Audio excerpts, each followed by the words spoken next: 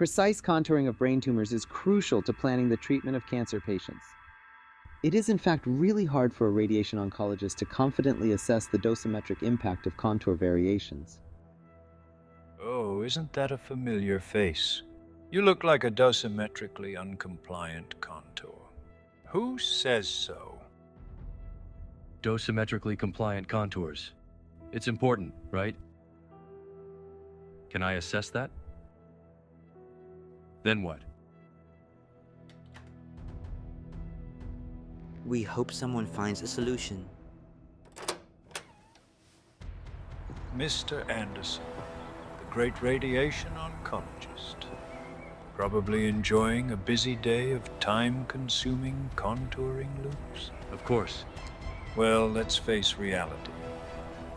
Do you really think you can identify dosimetrically non-compliant contours from compliant ones? I could use the dice coefficient.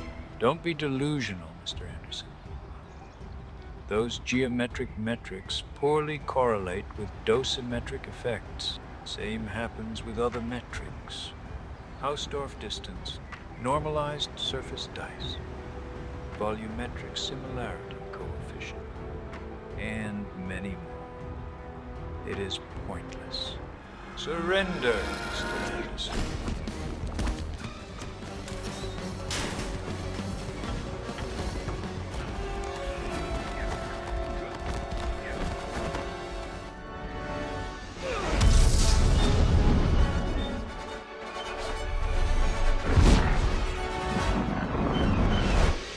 A new dosimetry-aware contouring paradigm is needed.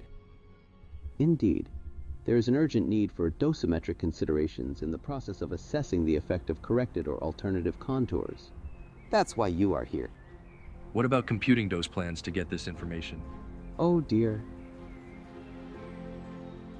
These computations are time-consuming and need a collaborative effort between the radiation oncologist and dosimetrists or medical physicists. This wouldn't work in practice. But there is a way. This October 6th, at the Caption MICAE workshop, a method to dosimetrically rank the quality of contours will be presented. Take this. It will teach you the way. Now go follow your destiny.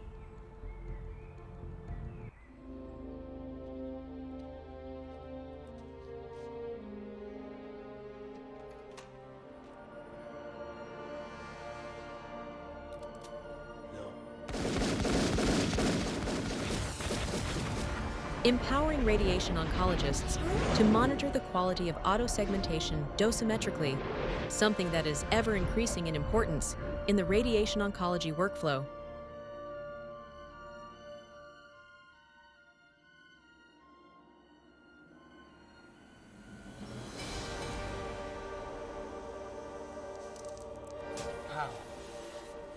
He is the one.